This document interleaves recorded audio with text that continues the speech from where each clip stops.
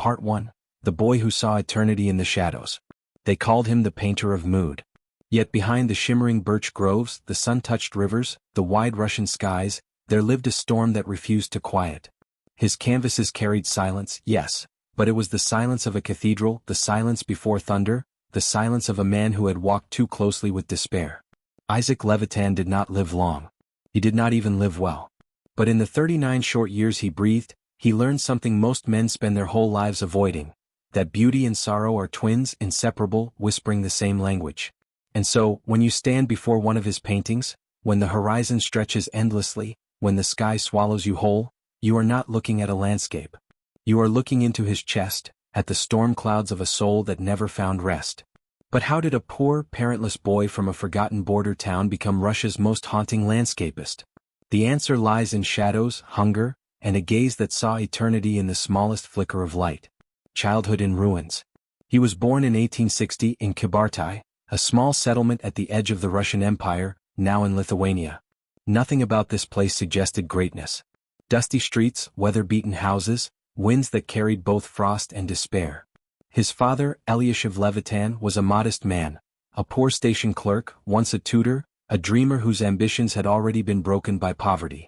His mother, though gentle, could not shield her children from the grinding weight of deprivation. And yet, even as a boy, Isaac saw differently. Where others saw mud puddles after rain, he saw skies reflected in miniature.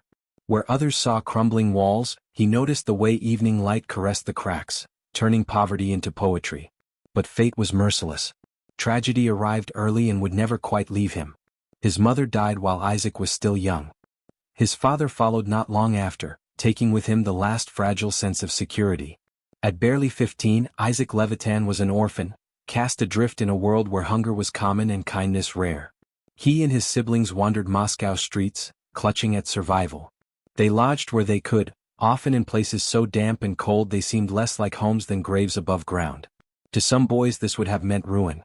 To Isaac it became fuel for his vision.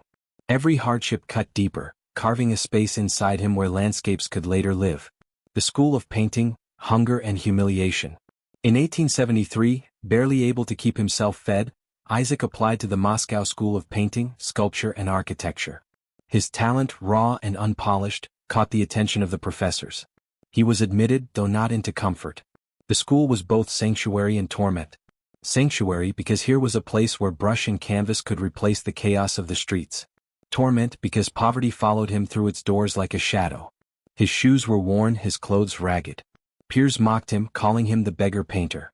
And yet, when his brush touched canvas, silence would fall. Teachers and fellow students could not deny it. This boy had something different. His first exercises in drawing were infused with a strange gravity, as if each line carried the weight of his sorrow. But even here, tragedy stalked him. At one point, administrators considered expelling him, not for lack of talent but for lack of means to pay.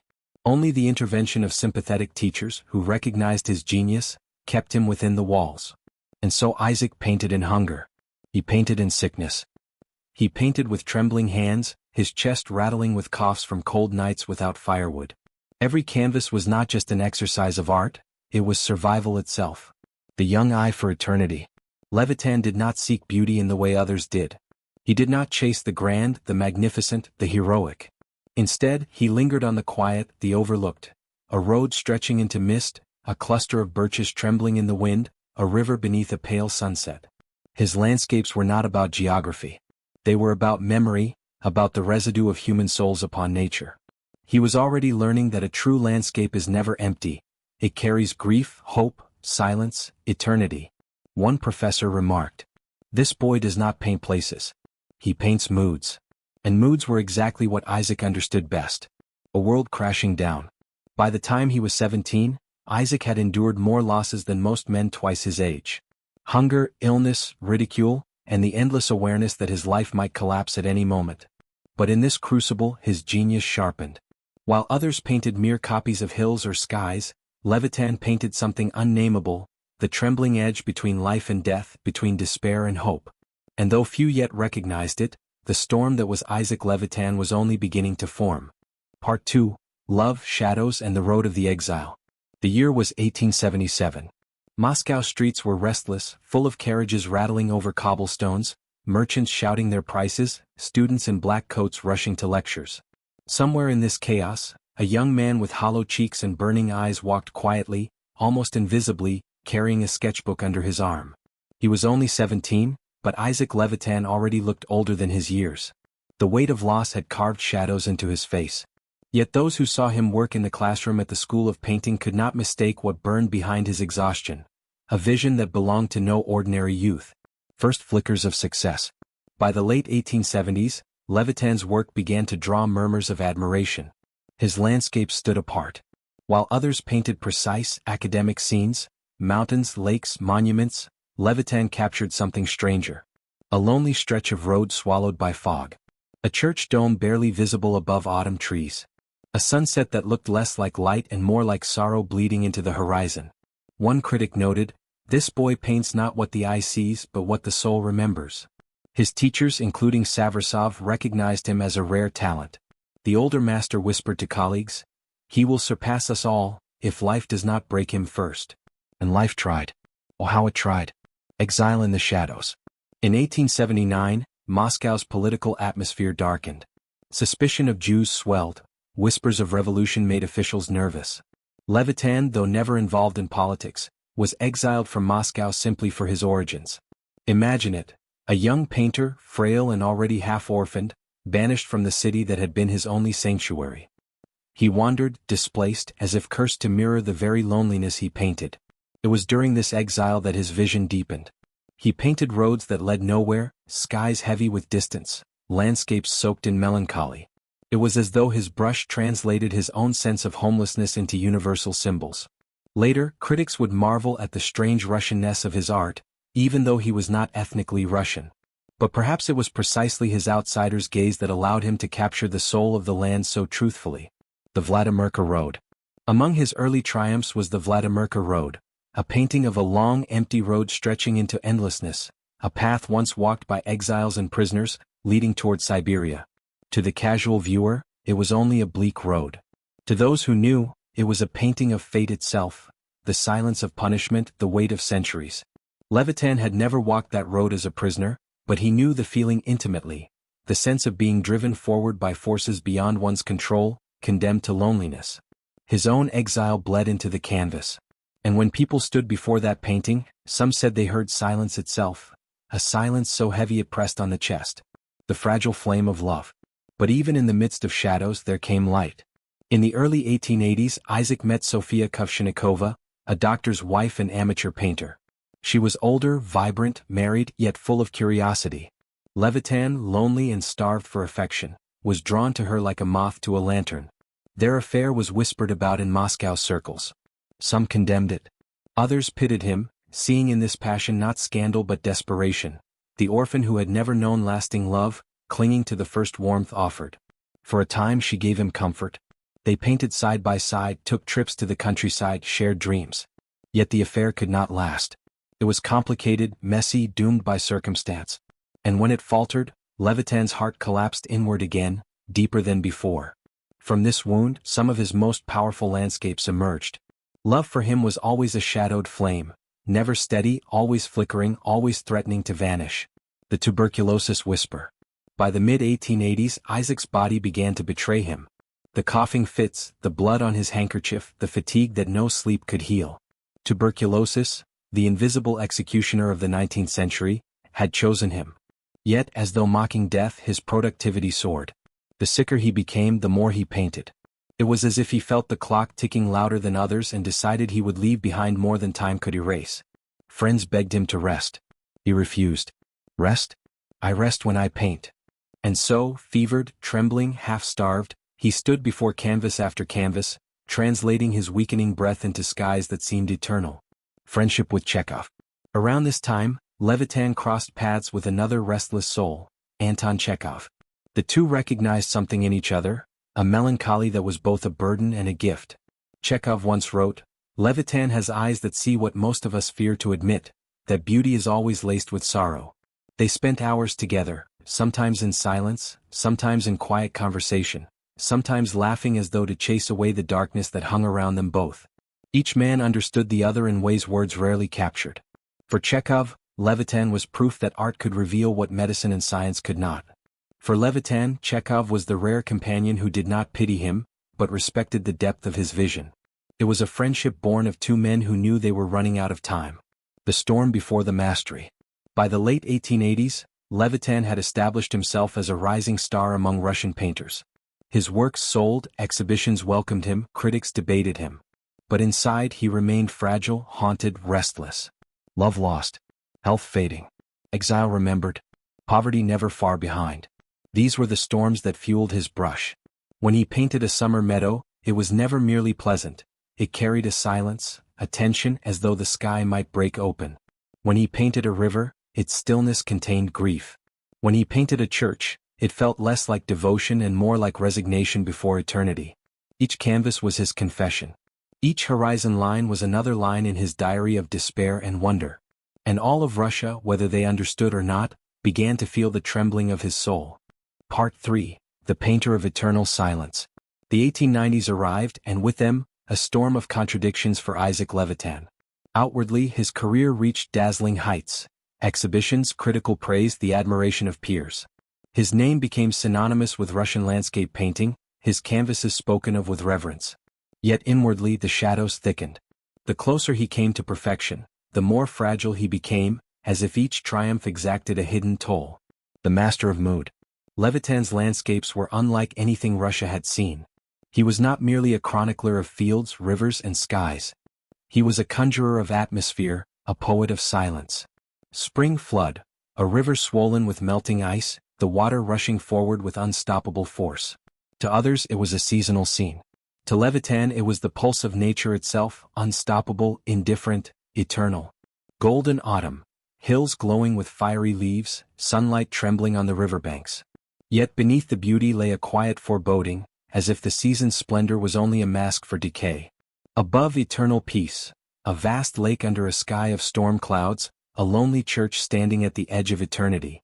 Viewers described the sensation of being crushed by infinity itself. One critic whispered, "This is not a painting. This is a sermon." Through each canvas, Levitan invited the viewer into his private dialogue with nature, except his nature was never innocent. It was the stage upon which eternity, loneliness, and mortality danced. The burden of recognition. By now, Levitan was celebrated. His exhibitions with the Peredvishniki, the Wanderers, placed him at the heart of Russian art. Collectors sought his works. Students admired him.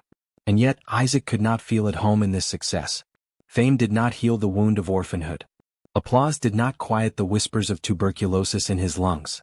Recognition did not ease the loneliness that haunted his nights. Chekhov once remarked in a letter, "Levitan is loved by all, but loved by none in the way he longs for." There was always a distance, a barrier of sorrow, that separated him from the world. Even at the height of his popularity, Isaac Levitan remained at his core an exile. The fragile dance with love. The matter of love tormented him still. His affair with Sofia Kuvshinikova had long dissolved into regret. Other relationships flickered, but none held. Women admired his brilliance, but recoiled from his despair, his illnesses, his poverty that seemed to follow him even when money flowed. There were rumors, brief infatuations, unspoken passions, but Levitan never found the anchoring warmth he craved. He once confided, "Perhaps love is not for me. Perhaps the only bride meant for me is the Russian landscape." And so it was. He poured into his canvases the devotion he could not sustain with flesh and blood. Trees, skies, rivers, they never betrayed him, never abandoned him, never died before his eyes. They received his love and reflected it back in silence. The race against death. Tuberculosis tightened its grip. He coughed blood more frequently, his body wasting, his breath shortened. But the closer death crept, the more feverishly he painted. It was as if he believed he could cheat time with brushstrokes, that if he painted enough skies, enough horizons, his soul might remain stretched forever across Russia's fields. Friends begged him to rest, to seek treatment. He ignored them. His days were numbered and he knew it. Rest was no longer an option. Only creation mattered. In a single year he produced works that would define him for generations. March, the first burst of spring thaw, sunlight piercing the snow. Evening bells, a monastery bathed in twilight, its bells ringing invisibly through the painted silence. By the pool, a reflection of still water so haunting that viewers claimed they could hear frogs croaking in the dusk. Each was more than a painting. Each was a farewell letter. A soul in dialogue with eternity. What set Levitan apart was not merely technique, though his brushwork was masterful, his sense of light uncanny. It was that his art was never detached. For him, every tree was a witness, every sky a confession, every river a mirror of human longing. Chekhov captured it best. Levitan does not paint nature. He paints our soul as nature. When people stood before his canvases, they often wept without knowing why. They thought they were looking at landscapes. But in truth they were seeing themselves, their solitude, their yearning, their unspoken fears. The summit and the abyss. By the mid-1890s, Levitan was at the summit of his career. Exhibitions crowned him, students sought his guidance, his canvases were praised as treasures of Russian spirit. And yet, the abyss widened within him. Each masterpiece felt like both triumph and funeral. Each exhibition reminded him how little time remained. He once wrote, "Every painting is a prayer, and every prayer is the silence of someone who knows he will not live long." And so, standing before his own works, Isaac Levitan felt both the sweetness of creation and the bitter aftertaste of doom. The painter of silence had become the prophet of eternity. And eternity was calling. Part 4, The Last Horizon. By the late 1890s, Isaac Levitan was a man divided between triumph and ruin. His name was now etched into the heart of Russian culture, his canvases hanging in exhibitions that drew gasps from critics and common folk alike. Yet his body betrayed him at every step. Tuberculosis gnawed relentlessly at his lungs. The coughing fits grew violent. Nights left him breathless, sheets stained with blood. His hands trembled as he painted, but he painted still, each brushstroke a defiance, each canvas an act of survival. The studio of silence. Visitors to Levitan's studio in his final years spoke of a strange atmosphere. The room smelled of turpentine and damp wood, windows covered with heavy curtains that allowed only fractured light. On the easel, always, an unfinished canvas, landscapes half-born, horizons stretching into infinity. One friend recalled, it was not a studio. It was a chapel. Each painting was an icon, and Levitan, pale as death, painted as though he prayed. Sometimes he would stop, coughing, clutching his chest, then stagger back to the easel, as if the act of painting kept his heart beating. To watch him work was to witness a man bargaining with eternity. The bells at twilight. His last works shimmered with the stillness of approaching death. Evening bells carried the weight of a farewell, monastery walls glowing in twilight, the invisible toll of bells filling the silence with echoes of eternity. By the pool showed stagnant water reflecting lifeless trees, the surface broken only by shadows of dusk. It was not a painting of life but of stillness, of the moment when time holds its breath. Critics hailed these works as masterpieces. But Levitan himself grew quiet when asked about them. He no longer spoke of success. Only silence remained, as if words had become too fragile for what he saw approaching. The final summer. In 1900, Isaac Levitan's health collapsed. At just 39 years old, he looked decades older. Friends described his face as translucent, like a candle burning too low. That summer, he retreated to a dacha near Moscow, hoping that fresh air might ease his breathing. But instead he grew weaker. Visitors found him sitting silently by the window, gazing at the horizon with eyes that seemed already beyond this world. One evening, Chekhov wrote of him, "Levitan looks at the sunset as if he knows it is his last." And perhaps it was. Death of the painter of silence. On August 4, 1900, Isaac Levitan died. The painter of skies, rivers, and eternal horizons was gone, his breath silenced at 39. The news shook Russia. Artists wept. Critics wrote obituaries filled with reverence. Chekhov, already gravely ill himself, mourned with words that read less like tribute and more like prophecy. Levitan has left us, but his silence remains. His landscapes are not mere images, they are eternity itself. And eternity cannot die. The funeral. His funeral in Moscow drew crowds. Students, fellow artists, strangers who had stood speechless before his canvases, all came to pay respects. The coffin was surrounded not by flowers, but by his paintings, as if the very landscapes he had birthed had come to watch him off into the next world. And when the bells tolled, many swore they heard an echo of his painting Evening Bells, as if art and life had merged into one final sound. Legacy of silence. What did Levitan leave behind? Not children, not wealth, not monuments of stone. He left skies that still burn with melancholy, rivers that still whisper of eternity, fields that still stretch into the heart's deepest loneliness. He left silence, painted, eternal silence, that speaks louder than words. Today his canvases hang in galleries, but they are more than art. They are mirrors. Stand above eternal peace, and you will see not only a storm over a lake, but the storm inside yourself. Look at Golden Autumn, and you will feel the sweetness of beauty already slipping away. That is Levitan's true legacy. He taught us that nature is not landscape, it is soul. And in his silence we hear our own. The last horizon. Imagine him for a moment, standing before his easel in those final days. His body frail, his breath shallow, but his eyes alight with something immortal. The brush trembling in his hand, yet moving steadily, fearlessly. Perhaps he knew what we all know but rarely admit, that life is short, fragile, fleeting. But beauty, if captured with truth, outlives us all. Isaac Levitan's life ended at 39. But his silence, his sorrow, his eternal skies, they stretch still above us, like a horizon that has no end.